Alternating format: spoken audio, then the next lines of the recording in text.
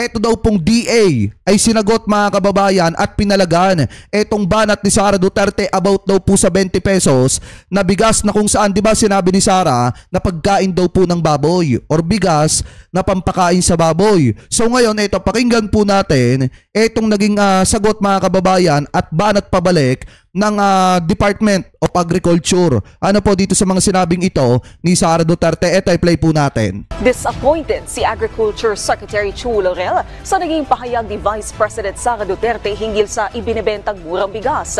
Sa panayam ng PTV sa Kalihim, tiniyak niya kalidad ang ibebentang 20 pesos na kada kilo ng bigas. Si Denise Osorio ng PTV sa Balitang Pambansa. Pinalagan ng Department of Agriculture ang banat ni Vice President Sara Duterte na panghayop ang ibebentang tig 20 pesos na kada kilo ng bigas ng ahensya.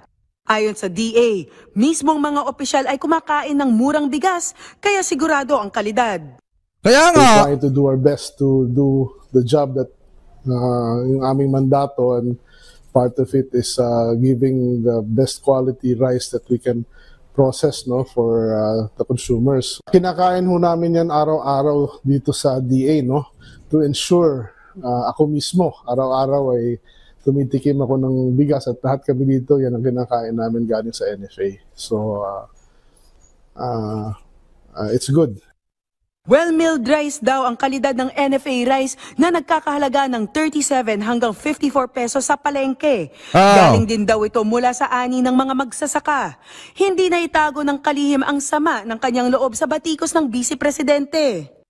Masama loob ko doon sa kanyang sinabi at I think I speak with in behalf of the DA family dahil medyo yung mga kasama ko dito medyo na-disappoint din talaga sa statement na panghayop yung ibebenta naming bigas at 20 pesos. Kasi nga wala naman kasing ambag mga kababayan talaga si Sara kung tutuusin. Kaya nga nakakahiya po na pangalawang pangulo siya ng Republika ng Pilipinas tapos binabatikos niya yung ginagawang sakripisyo ng ating gobyerno. Biruin niyo mga kababayan na hindi man lang siya nahiya sa mga kababayang Pilipino nating magsasaka. Hindi man lang siya nahiya mga kababayan sa Department of Agriculture na nagtatrabaho para tugunan ang pangangailangan ng mga kababayang Pilipino natin. Wala nang ang ambag, ang lakas pa magreklamo at mang-alipusta ng resulta ng ginagawang pagtatrabaho ng ating gobyerno. Dapat, ito mensahe natin kay BP Sara, dapat bago siya magreklamo, gumawa muna siya ng ambag sa Republika ng Pilipinas na makakatulong sa mga kababayang Pilipino natin. Hindi puro nakapokus lamang sa budget ng OBP at sa budget mga kababayan na pwede nilang ibulsa. Ano po ngayon ipagpatuloy pa natin? Sinagot din ng Malacanang ang banat ng pangalawang pangulo na budol ang pagbebenta ng murang bigas. Ngayon po'y nagsusumikap ang ating pamahalaan, ang ating pangulo na matupad ang aspirasyon na ito. Sana po sa mga leader, ang tunay na leader at tunay na Pilipino ay dapat sumusuporta sa kapwa Pilipino, lalong-lalo na sa pinuno ng bansa. Huwag sanang pairalin ang crab mentality at huwag maging anay sa lipunan. Magkaisa tayo para matupad ng Pangulo at ng pamahalaan ang mga aspirasyon para sa taong bayan. Soplak! Soplak mga kababayan si Sara Duterte kasi kung tutusin, dapat matuwa siya eh. Kasi kahit papaano yung pangarap ng presidente nangyayari na.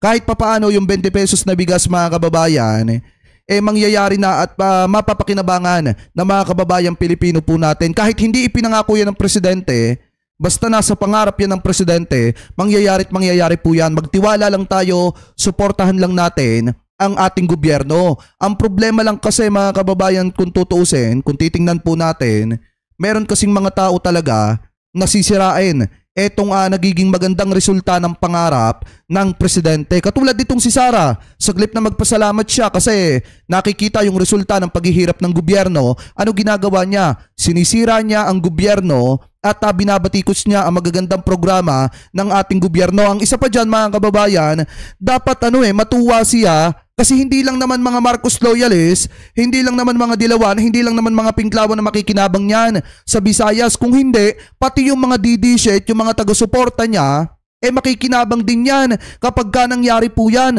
lahat po tayo makikinabang dyan. Hindi lamang po mga kababayan, mga taong sumusuporta sa gobyerno at kay PBBM, pati mga taga-suporta ni Sara, makikinabang din dyan. Ang ingatan lang natin at ang iwasan lang natin yung mga didiset talaga na malabo yung pangunawa, na kunyari pupunta doon, bibili ng 20 pesos na bigas, gagawa ng eksena na kung saan palalabasin na panghayop talaga yung bigas na ibinebenta. Yan po yung iwasan natin. Kasi may mga tao po talaga na ganyan, nasisirain yung magandang trabaho ng ating gobyerno. Especially may mga didishet pa naman dyan or ibang mga didishet nang nasa sa isip, pagandahin ang pangalan ni Sara at pasamain ang pangalan ng ating gobyerno. So yan po yung mga tao na dapat nating iwasan dyan po sa programa na yan. Ano po, ngayon ipagpatuloy pa natin. Itinanggi rin ng palasyo ang paratang na may bahid ng politika ang murang bigas na sisimulang ibenta sa Visayas.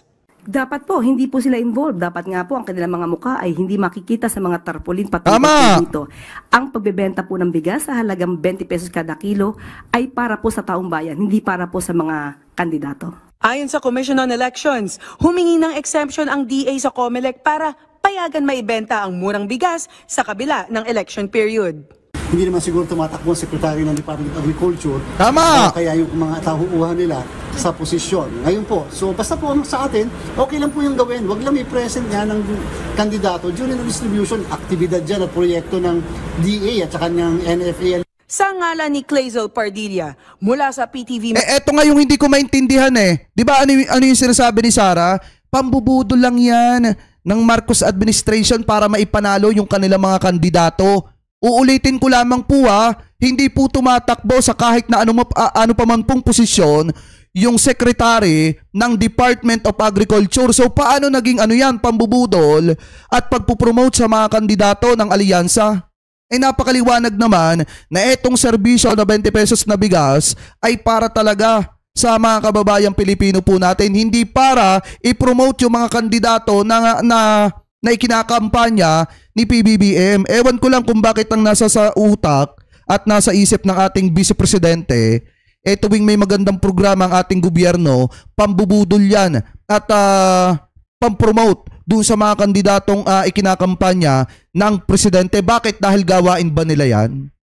Gawain ba yan ng kapartido ni Sara Duterte na kung saan namimigay ng bigas tapos nakalagay ang pangalan nila? Sa bagay, doon sa rally, mga kababayan nila, doon sa kanilang mga maisog rally, di ba may mga ganyan na kung saan namimigay pero nakalagay yung mga pangalan po nila. Ano po ngayon mga kababayan, maliwanag naman po na sinabi dito ng Secretary ng Agriculture na masama ang loob nila kay Sara Duterte dahil nga naman doon sa sinabi ni Sara na pagkain daw po ng baboy, ng hayop, yung ibinebentang 20 pesos na bigas ng ating gobyerno mga kababayan, ng Department of Agriculture. At kung titingnan nyo, sinabi din dito ng Department of Agriculture na yung mga kasamahan niya, sinabi dito ng Secretary, na yung mga kasamahan niya ay masama ang loob dito po kay Sara. Kasi nga mga kababayan, wala nang ang ambag, ang lakas pa ng loob ng mga alipusta at manglait ng proyekto ng ating gobyerno. So ngayon, mga kababayan, comment below na lamang po kung ano po masasabi nyo hinggil po dyan sa naging pagsagot at pagbanat pabalik ng Secretary ng Department of Agriculture dito po mga kababayan sa mga sinabi ni Sara Duterte.